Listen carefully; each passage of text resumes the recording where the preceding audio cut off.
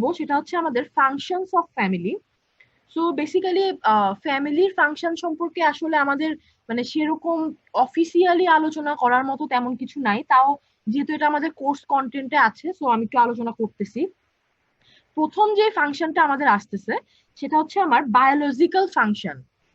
আমি যদিও আপনাদেরকে সফট কপিটা প্রোভাইড করব, আপনারা একটু পয়েন্টগুলো কমসে কম একটু লিখে নেবেন,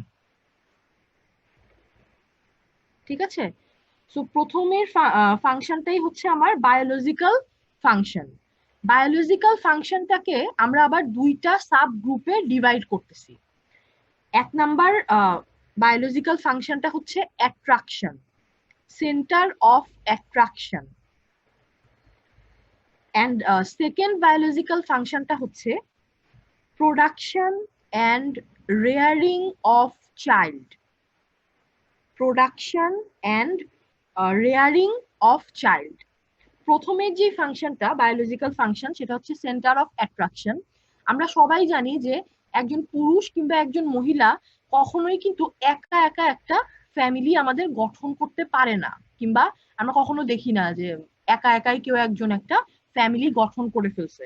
সো দ্যাট সেই ক্ষেত্রে কি করতে হয়, একজন পুরুষ এবং একজন মহিলাকে বিবাহ বন্ধনে আবদ্ধ হওয়ার পরে তাদেরকে একই ছাদের নিচে বসবাস করতে শুরু করতে হয়। এরপরেই আমরা বুঝতে পারি যে তারা মিলে একটা ফ্যামিলি গঠন করতেছে, যেখানে তাদের সন্তান সন্ততি থাকতেও পারে কিংবা নাও থাকতে পারে। সেটা আমরা আমাদের ফ্যামিলির সংজ্ঞার মধ্যে আমরা দেখেছিলাম। তো এটাই হচ্ছে আমাদের প্রথম বায়োলজিক্যাল ফাংশন। সেকেন্ড ফাংশনটা হচ্ছে আমার production and rearing of child.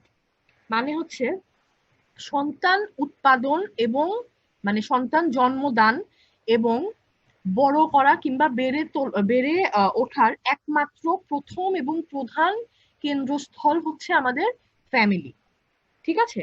Production and rearing of child এই ফাংশনটাকে অনেক সময় ফাংশন অফ মেইনটেনেন্সও বলা হয়। এই ফাংশনটার আরেকটা নাম হচ্ছে ফাংশন অফ মেইনটেনেন্স, ঠিক আছে? এটা একটা কুইজের একটা কোশ্চেন হতে পারে।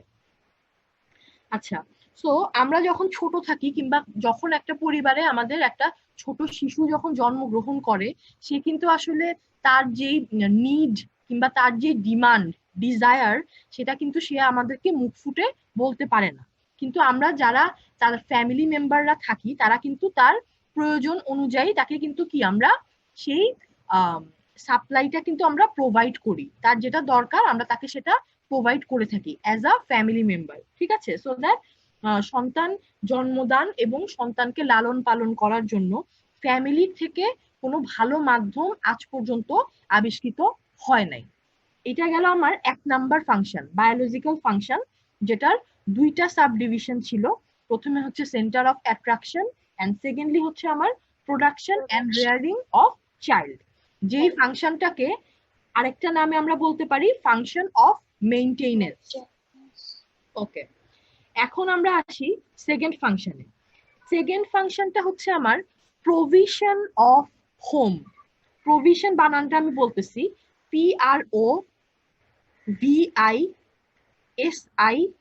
PROVISION, provision of home. Basically provision of home বলতে আমরা হোম সিকনেস, যেটাকে মানে হোম সিকনেস কিংবা হচ্ছে অনেকদিন মানে আমাদের নিজের বাসার প্রতি কিংবা নিজের ফ্যামিলি মেম্বার কিংবা বাড়ির প্রতি আমাদের যে একটা টান, সেইটাকে আমরা এখানে বুঝাচ্ছি। বেসিক্যালি এটা যারা আপনারা হলে থাকেন তারা হচ্ছে আরো বেশি করে ফিল করতে পারবেন, যদিও এখন আর ফিল করতেছেন না, যে 3-4 মাস যাবত তো বাসাতেই আছেন, এখন মনে হচ্ছে হল লাইফটাই হয়তো বেটার ছিল। যাই হোক, জোকস অ্যাপার্ট। সো যেটা হচ্ছে যে provision of home.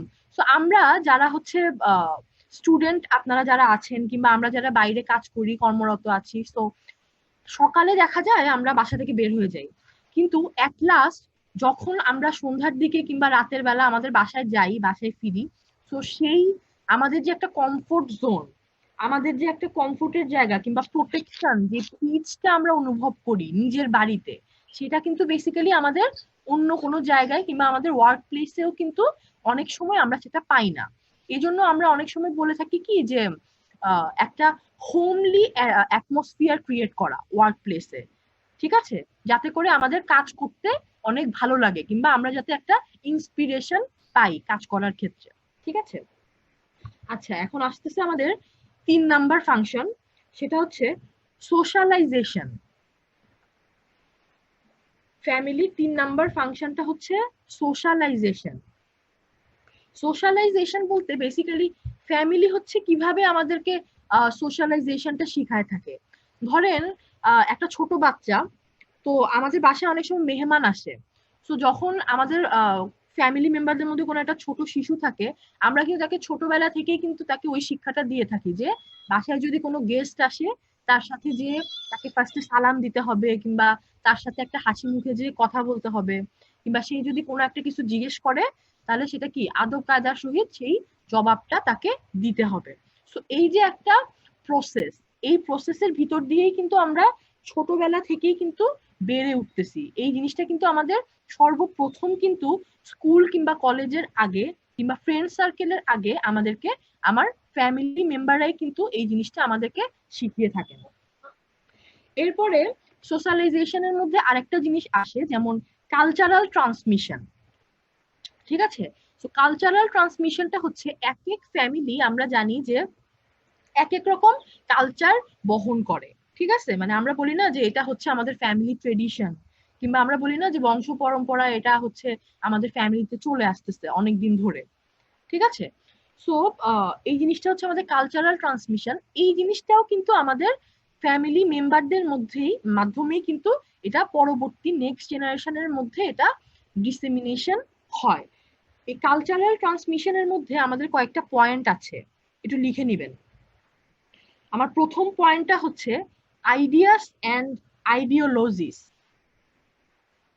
Ideas, I D E A S, ideas and ideologies. Ideology হচ্ছে IDEOLOGIES।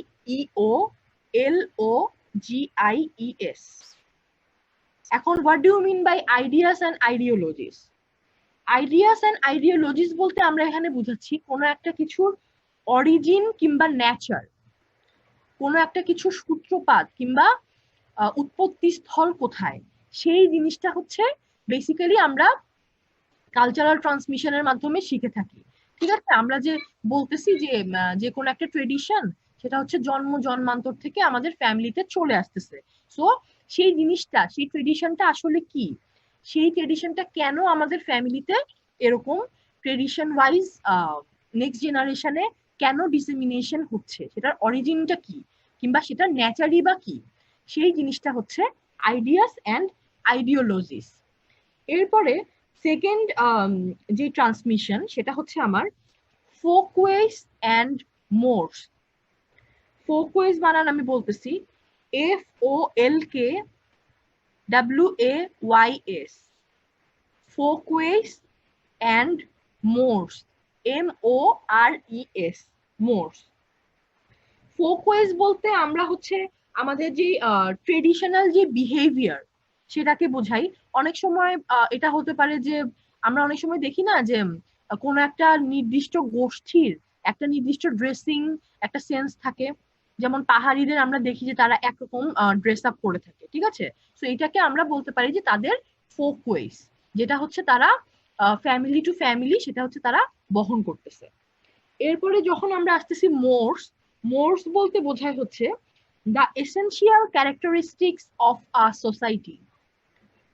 এখানে কিন্তু এগুলোর অ্যাব্রিভিয়েশন কিন্তু শিটে দেয়া নাই, আমি যে বলতেছি যদি পারেন একটু নোট ডাউন করে নিন। মোর্স যেটা বলতেছি, মোর্সটা হচ্ছে আমার the essential characteristics of a society. একটা সোসাইটির প্রত্যেকটা সোসাইটিরই কিছু নির্দিষ্ট নিয়ম কানুন কিংবা নিয়মানুবর্তিতা থেকে থাকে। সো এই জিনিসটাকে আমরা বলতেছি আমাদের মোর্স। আচ্ছা, তো এখন আমাকে একটা বলেন, মোরের একটা উদাহরণ বলেন। এনিওয়ান? আমি তো এটা কাকে বলে বললাম যে দ্য এসেনশিয়াল ক্যারেক্টারিস্টিক্স,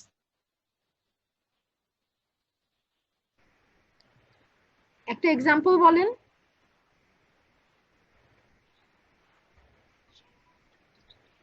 বাহ, তাহলে তো অনলাইন ক্লাসে সুবিধা অনেক। ক্লাসে থাকলে তো আমি যে কাউকে জিজ্ঞেস করতে পারতাম, এখন তো সেটা পারতেছি না। আচ্ছা ঠিক আছে। বেসিক্যালি মোরের এক্সাম্পল যদি আমরা চিন্তা করি তাহলে বলতে পারি একটা এসেনশিয়াল ক্যারেক্টারিস্টিক্স, যেমন কি যে আমাদের সমাজে আমাদের ফরেন কালচারে যেটা আছে যে আহ, কি বলে এটাকে, যে নাইট পার্টি করা। হ্যাঁ, কিন্তু আমাদের সমাজেও হ্যাঁ আমরা অনেক সময় দেখে থাকি যে সেটা অনেকেই আমরা করে থাকি, কিংবা আমাদের সমাজেও হয়তো বা আমরা ওয়েস্টার্ন কালচারকে অনেক সময় মেনে হচ্ছে সেটাকে অ্যাডাপ্ট করে আমরা সেটাকে ফলো করি। কিন্তু সেটা কিন্তু আমাদের সমাজের কোনো কালচার না, সেটা কিন্তু আমাদের নিজস্ব কোনো মোর্স না সোসাইটির ক্ষেত্রে। সো মোর্স হচ্ছে সেই জিনিসটা যেটা আমার সোসাইটি কিংবা, হ্যাঁ কিছু বলবেন? আচ্ছা, সো যেটা হচ্ছে আমার সোসাইটি যে জিনিসটাকে হচ্ছে বহন করে, ঠিক আছে, সেই জিনিসটাই হচ্ছে মোর্স। এর পরের কালচারাল ট্রান্সমিশনটা হচ্ছে কাস্টমস অ্যান্ড ট্রেডিশনস। এখনো আমি কিন্তু সোশ্যালাইজেশন পয়েন্টের ভিতরেই আছি, ঠিক আছে। এখন আমরা পড়তেছি কালচারাল ট্রান্সমিশন। সো এখানে কয়েকটা পয়েন্ট আছে। সো এর পরের পয়েন্টটা হচ্ছে আমার customs and tradition. Customs and tradition বলতে আমরা বুঝি যে common ways of doing something, ঠিক আছে, common ways of doing something, কোনো একটা কিছু করার যে একটা সহজ পদ্ধতি, কিংবা আমাদের সোসাইটিতে আমরা যেটা দেখে থাকি যে আমাদের সমাজের মানুষরা এই জিনিসটাকে এভাবেই করে অভ্যস্ত, সেই জিনিসটাকে আমরা বলতেছি হচ্ছে আমাদের কাস্টমস অ্যান্ড ট্রেডিশন। এরপরে আমার আসতেছে হচ্ছে beliefs and values. Believes and values, believes বানান হচ্ছে BELIEF, believe, believe and values, VALUES, values. এখন আমার বিলিফটা হচ্ছে বেসিক্যালি এটা মনে হয় আমি আপনাদের সাথে অন্য একটা লেকচারে আলোচনা করেছিলাম যে যেই জিনিসটা আমাদের কাছে কোনো প্রুফ নাই, কিন্তু তারপরেও সেই জিনিসটাকে আমরা বিশ্বাস করি কিংবা আত্মস্থ করি, সেই জিনিসটাকে আমরা বলতেছি হচ্ছে আমাদের বিলিফ। অ্যান্ড ভ্যালুস বলতে আমরা বুঝতেছি হচ্ছে principal or standard of behaviour, principal or standard of behaviour,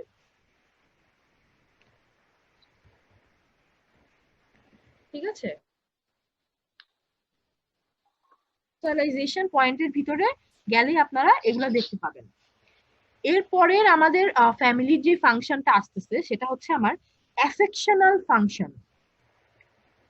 অ্যাফেকশনাল function, অ্যাফেকশনাল function বলতে বেসিক্যালি আমরা যেটা বুঝি যে কোনো ফ্যামিলি মেম্বারের যখন খুব খারাপ সময় দিয়ে সে যখন পাস করে, তাকে হচ্ছে emotional as well as mental যে সাপোর্টটা দেয়া, সেটাকেই আমরা অ্যাফেকশনাল ফাংশন বলতেছি, ঠিক আছে।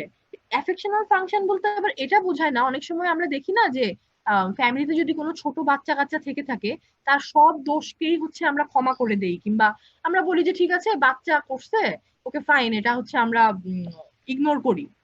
এটা কিন্তু অ্যাফেকশন না। অ্যাফেকশন হচ্ছে যে যখন যার ইমোশনাল কিংবা মেন্টাল সাপোর্টটা প্রয়োজন ফ্যামিলি মেম্বাররা আমরা তাকে তখন সেটা প্রোভাইড করে থাকি। এরপরের ফাংশনটা হচ্ছে ইকোনমিক ফাংশন।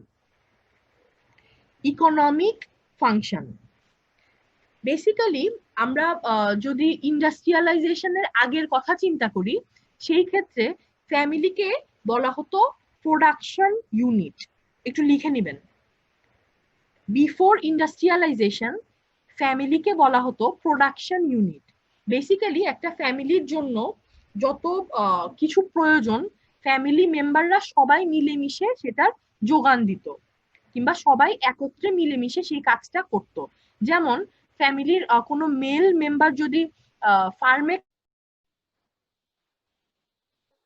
ফ্যামিলি মেম্বারদেরকে খাওয়ানোর জন্য, তো অন দ্য আদার হ্যান্ড ফ্যামিলির যে ফিমেল মেম্বার আছেন তিনি কিন্তু কি করতেন, রান্না বান্না করে কিংবা বাচ্চা দেখাশোনা করে ফ্যামিলিটাকে সামনের দিকে এগিয়ে নিয়ে যেতেন, সো দ্যাট সব ফ্যামিলির সব মেম্বাররা মিলেমিশে আসলে সেই কাজটাকে করতে পছন্দ করতেন কিংবা কাজটা করতেন। এই জন্য সেটাকে বলা হতো আগে, ফ্যামিলিকে বলা হতো প্রোডাকশন ইউনিট। কিন্তু ইন্ডাস্ট্রিয়ালাইজেশনের পরে আসলে দেখা গেল যে থিংস আর চেঞ্জড। বেসিক্যালি আগে হচ্ছে ফ্যামিলি মেম্বাররা ফ্যামিলির বাইরে কোনো ইন্ডাস্ট্রিতে কিংবা কোনো ফার্মে কাজ করতে মানে আসলে কমফোর্টেবল ফিল করতো না। কিন্তু যখন আমাদের আসলে ইন্ডাস্ট্রিয়ালাইজেশনটা হলো, বিপ্লবের পরে আসলে দেখা গেল যে তারা যদি একটা ফ্যামিলির মধ্যেই যদি কনফাইন্ড থাকে, তারা কিন্তু কখনোই আমাদের যে আউটার ওয়ার্ল্ড কিংবা আমাদের যে ব্রডার ওয়ার্ল্ড, সেখানে কিন্তু তারা কখনো কি পার্টিসিপেট করতে পারবে না। সো দ্যাট ইন্ডাস্ট্রিয়ালাইজেশনের পরে ফ্যামিলি মেম্বাররা হচ্ছে ফ্যামিলিতে অবশ্যই কাজ করতো এবং ফ্যামিলি থেকে বের হয়েও তারা বিভিন্ন রকম কাজকর্ম করতো। সো দ্যাট তখন আর ফ্যামিলিকে খালি প্রোডাকশন ইউনিট বলা হতো না, প্রোডাকশন ইউনিটের সাথে সাথে তখন ফ্যামিলিকে বলা হতো কনজিউমিং ইউনিট। ইন্ডাস্ট্রিয়ালাইজেশনের আগে বলা হতো অনলি প্রোডাকশন ইউনিট, এবং ইন্ডাস্ট্রিয়ালাইজেশনের পরে প্রোডাকশন ইউনিটের সাথে সাথে বলা হয় কনজিউমিং ইউনিট। ঠিক আছে? আচ্ছা, এর পরের ফাংশনটা হচ্ছে আমার educational function. Educational function basically আমরা সবাই জানি যে একটা বাচ্চার যে বেসিক যে এডুকেশন, সেটা আসলে আমরা আমাদের স্কুল কলেজে যাওয়ার আগে আমরা আমাদের ফ্যামিলি থেকেই পেয়ে থাকি।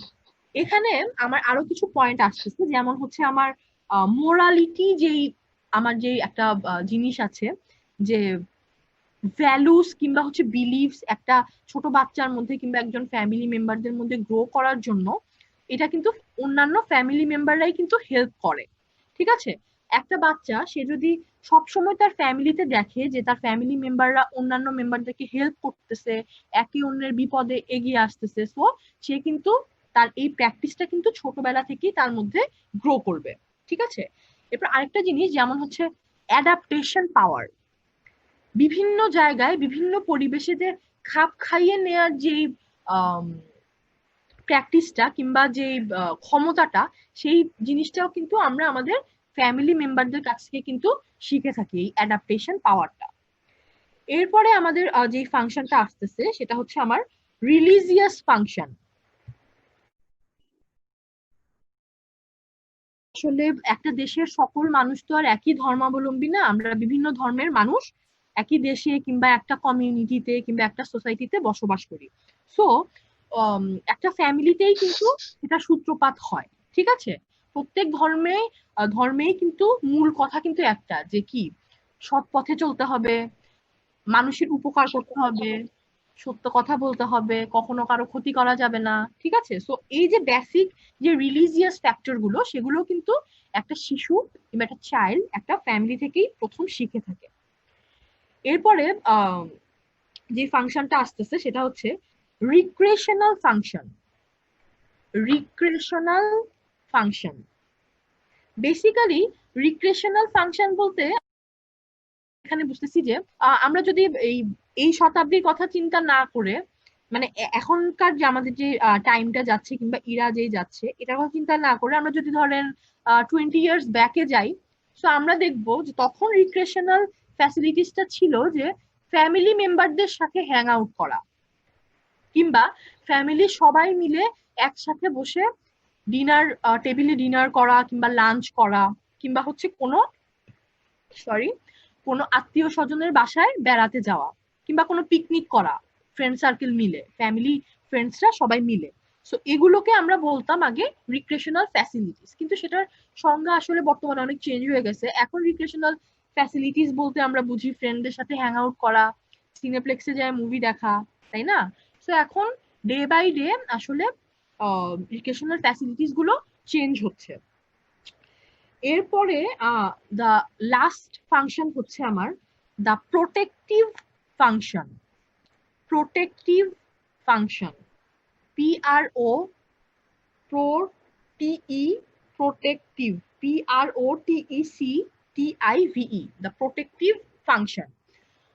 প্রোটেক্টিভ ফাংশন বলতে বেসিক্যালি আমরা যদি মোটামুটি হচ্ছে কিছু বছর আগের কথা চিন্তা করি, যখন হচ্ছে আমাদের হসপিটাল ফ্যাসিলিটিস কিংবা হচ্ছে আমাদের যে অ্যাডমিনিস্ট্রেশন মানে বুঝাচ্ছি আমি যে পুলিশ কিংবা হচ্ছে আমাদের যে র্যাব, এই ফ্যাসিলিটিস গুলো যখন এতটা অ্যাভেলেবল ছিল না, সো তখন ফ্যামিলিকেই হচ্ছে একটা প্রোটেকশন ইউনিট হিসেবে আমরা বিবেচনা করতাম একটা ফ্যামিলি মেম্বারের জন্য।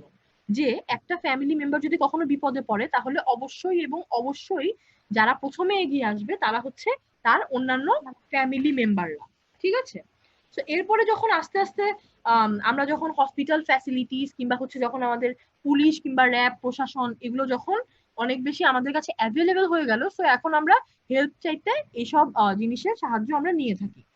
কিন্তু যখন যদিও আস্তে আস্তে মানে চেঞ্জ হচ্ছে জিনিস, কিন্তু সব যে আমাদের আসলে পজিটিভ চেঞ্জ সেটাও কিন্তু না। যেমন আফটার বিফোর 50 ইয়ার্স আমরা কিন্তু কখনো চিন্তাও করতে পারতাম না যে আমাদের বাসার যে বয়োজ্যেষ্ঠ মেম্বার তাকে আমরা কি করব, একটা বৃদ্ধাশ্রমে দিব কিংবা একটা ওল্ড এজ হোমে দিব।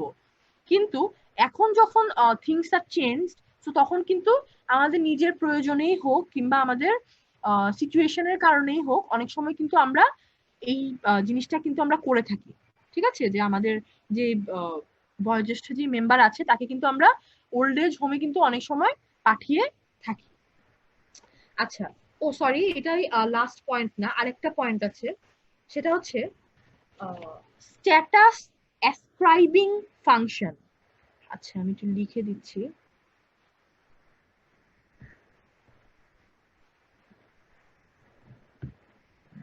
আপনারা সবাই কি ঠিক মতো শুনতেছেন? একটু রেসপন্স করেন।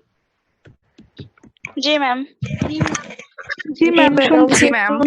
জি ম্যাম শুনছি শুনছি ম্যাম। জি ম্যাম। ক্লাস কি খালি মেয়েরাই করতেছে? ছেলেদের রেসপন্স নাই কেন? জি ম্যাম শুনতেছি। জি ম্যাম শুনছি ম্যাম। হ্যাঁ, সকালে সকালে নাস্তা টাস্তা ম্যাম শুনতেছি ম্যাডাম শুনতেছি ম্যাডাম ম্যাম ইয়েস ম্যাম বলেন যে হ্যাঁ। ক্লাসে তো ছেলে এমনিতেই কম।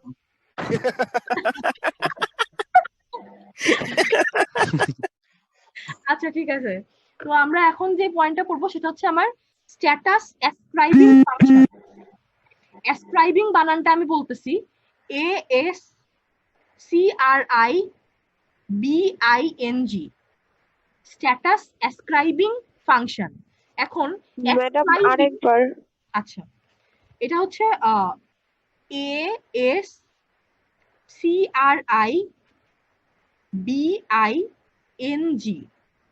অ্যাসক্রাইবিং, স্ট্যাটাস অ্যাসক্রাইবিং ফাংশন। সো এখন স্ট্যাটাস অ্যাসক্রাইবিং ফাংশন জানতে হইলে আমাকে জানতে হবে হোয়াট ইজ অ্যাসক্রাইবিং, কিংবা যদি আমরা নাউন হিসেবে বলি যে হোয়াট ইজ অ্যাসক্রিপশন। এখন এই অ্যাসক্রিপশন কাকে বলে এই সংজ্ঞাটা ফার্স্টে আমি বাংলা একটু বুঝাই নেই, পরে ইংলিশটা বলতেছি। অ্যাসক্রিপশন হচ্ছে, আপনাদেরকে আমি মনে হয় স্ট্র্যাটিফিকেশন সম্পর্কে বলেছিলাম ক্লাসে। একটা সমাজকে বিভিন্ন স্তরে যে ভাগ করা হয়, যে স্তর বিন্যাস করা হয়, তাকে বলা হয় হচ্ছে স্ট্র্যাটিফিকেশন। প্রত্যেকটা স্তরকে বলা হয় আমার স্ট্যাটা। ঠিক আছে? সো এখন আমার যে অ্যাসক্রিপশন যে টার্মটা, সেই টার্মটা মানে হচ্ছে যে আমরা সমাজে মানুষকে যেই স্ট্র্যাটিফিকেশন কিংবা স্ট্যাটার আন্ডারে যে আনি কিংবা মানুষের মধ্যে আমরা যেই স্তর বিন্যাসটা করে থাকি, সেটা অনেক সময় অনেক কিছুর ভিত্তিতে করে থাকি, তাই না?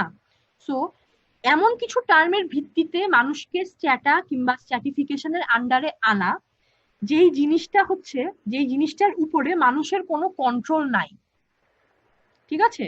মানুষ চাইলেই ওই জিনিসটাকে চেঞ্জ করতে পারে না, এটা হচ্ছে সৃষ্টিকর্তা প্রদত্ত। ঠিক আছে? সো এইসব জিনিসের ভিত্তিতে যখন মানুষকে একটা সমাজে স্তরীভূত করা হয়, এই জিনিসটাকে আমরা বলতেছি হচ্ছে অ্যাসক্রিপশন। যেমন কি, যেমন হচ্ছে আমাদের বিভিন্ন যে আমরা রেসিজম দেখে থাকি, বিভিন্ন রেস, কিংবা হচ্ছে আমাদের রিলিজিয়ন। একটা ছোট বাচ্চা যখন সে জন্মগ্রহণ করে, সে যদি একটা মুসলমান পরিবারে জন্মগ্রহণ করে, সে কিন্তু মুসলমান ধর্মটাকে ক্যারি করে, এবং সে যদি বেসিক্যালি একটা খ্রিস্টান পরিবারে জন্মগ্রহণ করে, সে কিন্তু খ্রিস্টান ধর্মটাকে ক্যারি করে। পরবর্তীতে সে যদি অ্যাডাল্ট হওয়ার পরে চেঞ্জ করতে চায়, সেটা তার নিজস্ব ডিসিশন। বাট আমরা কিন্তু প্রথমে কিন্তু চেঞ্জ করে ফেলতে পারি না। আমার যেই ধর্ম মানে যেই ফ্যামিলিতে আমার জন্ম হয়েছে, সেই ফ্যামিলি যেভাবে যাচ্ছে বেসিক্যালি আমরা কিন্তু সেই ট্রেন্ড অনুযায়ী চলি, তো সেটার উপর কিন্তু আমার কোনো হাত নাই। এরপরে আমার আসতেছে হচ্ছে সেক্স, ঠিক আছে, মেল এবং ফিমেল। সো এই জিনিসটাও কিন্তু আমি ইচ্ছা করলেই মেল কিংবা আমি ইচ্ছা করলেই কিন্তু ফিমেল হতে পারবো না। আমাদের সৃষ্টিকর্তা আমাদেরকে যেভাবে সৃষ্টি করেছেন আমরা কিন্তু সেভাবেই তার সৃষ্টির সেরা জীব হিসেবে আমরা কিন্তু পৃথিবীতে এসেছি, ঠিক আছে? তো আমি বুঝাইতে পারছি? তো এই যে টার্ম গুলো আছে, যে জিনিসগুলোর উপর আসলে মানুষের নিজস্ব কোনো হাত নাই, মানুষ ইচ্ছা করলেই সেটাকে চেঞ্জ করতে পারে না। তো এটার উপর ভিত্তি করে যখন একটা সমাজে যখন স্ট্র্যাটিফিকেশন করা হয়, সেই জিনিসটাকে আমরা বলতেছি হচ্ছে অ্যাসক্রিপশন, ঠিক আছে? এখন এই অ্যাসক্রিপশনের সংজ্ঞাটা একটু লিখে নিবেন, এটা শীতের আমি বলতেছি, একটু লিখে নিবেন। Ascription occurs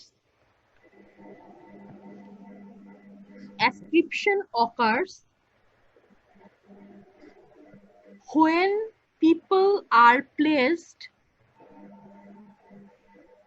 ascription occurs when people are placed PLACED people are placed in position people are placed in position is a stratification system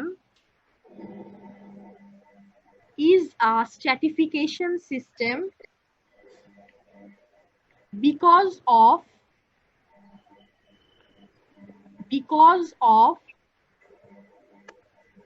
qualities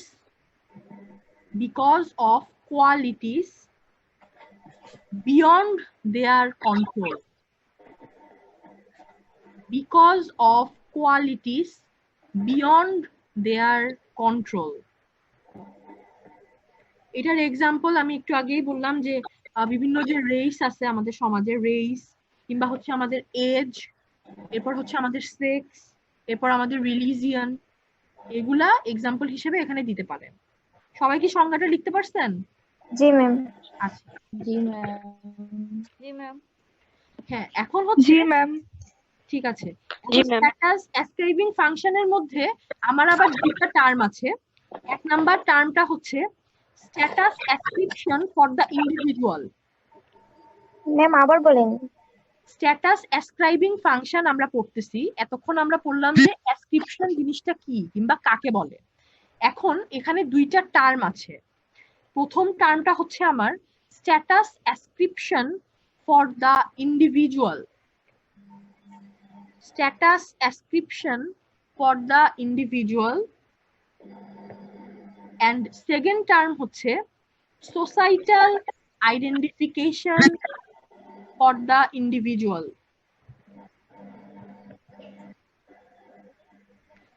প্রথম টার্মটা হচ্ছে status ascription for the individual, second টার্মটা হচ্ছে societal identification for the individual, ঠিক আছে?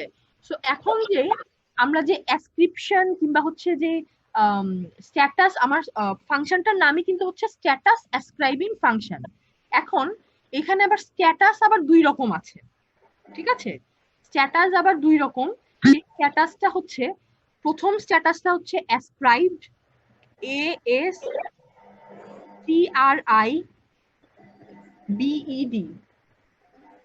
প্রথম স্ট্যাটাসটা হচ্ছে অ্যাসক্রাইবড, এন্ড সেকেন্ডলি হচ্ছে আমার অ্যাচিভড, ACHIEVED,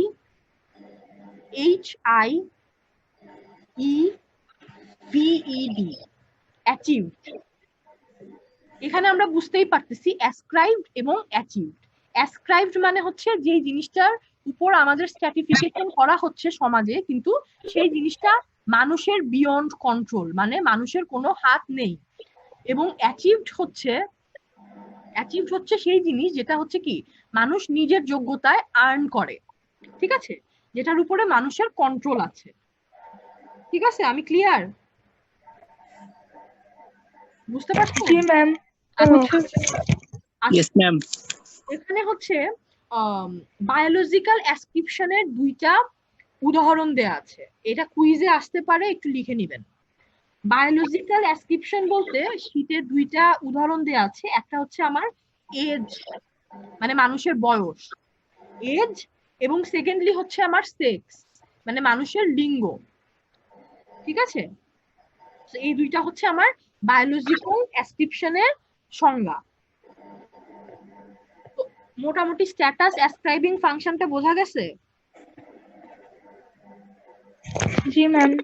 আচ্ছা, তো এটা হচ্ছে আমি আপনাদেরকে সফট কপি দিয়ে দিব। তো শীটে আরো ভালো মতো লেখা আছে ডিটেইলসে। বেসিক্যালি আমি যে লাইনগুলো পড়লাম এখান থেকেই আমি কিন্তু কুইজ করব। ঠিক আছে, আমি কঠিন কোশ্চেন করব না, এখান থেকেই কুইজ করব। তো এগুলো যদি একটু নোট ডাউন করে নেন তাহলে কুইজে আর কোনো সমস্যা হবে না। ঠিক আছে ম্যাম বলেন। ম্যাম ফকওয়েজের ডেফিনেশনটা কি ছিল? ফোকওয়েজের ডেফিনেশন, জি আচ্ছা, ফোকওয়েজের ডেফিনেশন হচ্ছে দ্যাট ট্রেডিশন অর বিহেভিয়ার, মানে আমাদের যে ট্রেডিশনাল বিহেভিয়ারটা আছে কিংবা হচ্ছে আমরা যে ট্রেডিশনটাকে বহন করি, হ্যাঁ, তো সেটাই হচ্ছে আমাদের ফোকওয়েজ। আমি যখন আপনাদেরকে কালচার পড়াইছিলাম ওখানে মনে হয় এটা নিয়ে আরো ডিটেইলসে বলা আছে, ফোকওয়েজ কিংবা মোডস। ঠিক আছে, সো এইখান থেকে বেসিক্যালি এগুলোই। আচ্ছা, তো আপনাদের ক্লাস কয়টা পর্যন্ত? আমাদের হচ্ছে 12টা 20 পর্যন্ত। 12টা 20 ম্যাম। 12টা 20 পর্যন্ত ম্যাম। 12টা 20 কেন? আমি তো 45-এ শুরু করছি। 25 পর্যন্ত, তাই তো? তাহলে আরেকটা কি জি, শুরু ম্যাম। করব নাকি আজকে এই পর্যন্তই থাকবে? এই পর্যন্ত থাক ম্যাম। আজকে এই পর্যন্ত থাক ম্যাম। আচ্ছা ঠিক আছে, তাহলে আজকে এই পর্যন্তই থাকুক। আর ঈদের আগে তো মনে হয় আর ক্লাস হবে না। তো না ম্যাম। ঈদের পরে আবার ঈদের পরে আপনারা কবে থেকে শুরু করবেন? কোনো ম্যাডাম তারিখ ওটা তো ঠিক আছে? বলেনি, করে নেই। আচ্ছা, তো আমার মনে হয় বেশি দিন লেট না করে 2-3 দিন পরেই শুরু করে ফেলবো। জি ম্যাম।